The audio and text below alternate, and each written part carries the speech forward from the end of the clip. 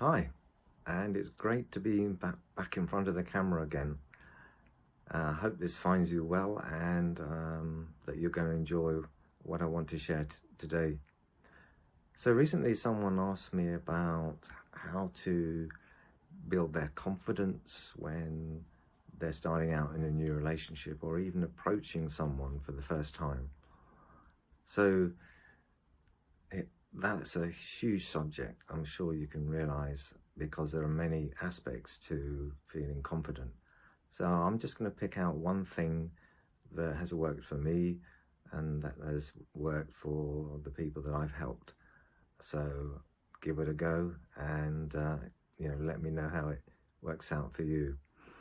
So basically, if you're wanting to instill confidence and you're apprehensive or you find you're quite anxious about what to say, what not to say, which is natural, isn't it? Because what does that mean in your own world, that someone's going to judge you, that someone's going to think you're an idiot, or that you're not listening, or that what you're saying is rubbish? I mean, that's been drilled into us, hasn't it? So we're already carrying a lot of those doubts in our minds that, oh, I don't have anything clever to say, or I don't have anything remarkable to share. That was me. I was so self-conscious, it was ridiculous. And getting words out of my mouth was pretty difficult. But, over time, you can work through this. So one of the things that I started to do, having learned a lot about myself and about human nature and human dynamics, was listening. And what I mean by that is that when you're starting out, and of course you've got starting out talking or starting out and having a chat with this person, you might have in your mind that, oh, I can't say this, or should I say that, or what happens if they ask me a question that I can't answer, and so on. The thing that you could do is listen to them. Listen intently to them.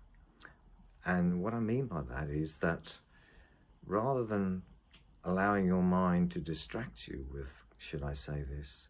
Can I say that? Am I interesting enough? What you're doing is going into their world. You are listening to what they want to share and what they want to say, and you're being totally immersed in it. Now, you might say, well, what if they are apprehensive, or what if they can't speak, and so on? Well, in this example, I'm sharing about how to engage with someone when they're quite confident and you're not.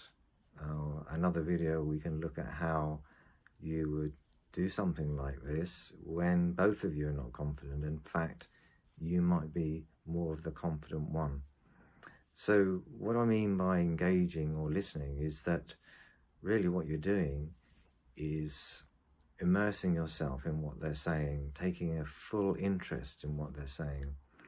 And I may have mentioned in other videos that what's going to happen in your mind is, as they say things or they give examples about their situation or what they like or they don't like, what's going to happen is that you'll have that little running commentary in your mind, won't you, saying, well, so what? Or, oh my God, are you really like this? Or, oh yeah, that's great. I mean, that running commentary is likely to be there, and it's being aware that it's there and almost putting it on hold so that it doesn't come to your voice, or it's not spoken out. And then, of course, all of a sudden you said something that, oh shit, I wish I hadn't. It's being aware that when you're engaged with someone, when you're totally listening and immersing with them, you're almost switching off that,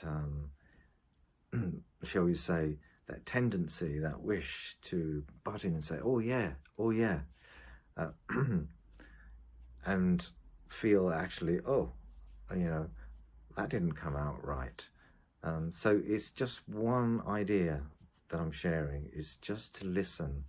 And then, of course, what the experience is that someone who feels that you have listened to them, you haven't judged them, or that you've just been really thinking about their world, would actually feel, you know what, this person is really cool, because I've been able to express myself openly and freely. And what they're going to think is that this person is confident. And however strange that may sound, is because their experience of the conversation was good. That actually you came over as someone who didn't need to say things or butt in or promote your own story. It was more natural that they were able to express themselves. It's a trick. It's a little bit of understanding that actually we like to be listened to. We like to have a space to do things. And I think it's just more natural than feeling I have to say this or I should say this, because that is creating the anxiety. And if there's any means or way that I've learned to deal with this anxiety, then that's one of them, one of many that I want to share with you. Anyway, have a go, write some comments, let me know if it's something that you can take on board, and just share. Let's just see how that experience can be tweaked or changed so that you feel more able to speak to someone, because you're going to listen to them and you don't have to have the right things and all the conversations and so on. You're giving them space. See you next time. So thanks for watching. If you've enjoyed this and want to learn more about emotions and overcoming problems, consider subscribing. If you relate and want to share or leave a comment, that would be great, and that would reach other people and inspire them. And also, the quickest and easiest way for you to get help is to message me or email me. I look at all of my messages daily, and I'll get back to you very, very soon. Thanks for watching.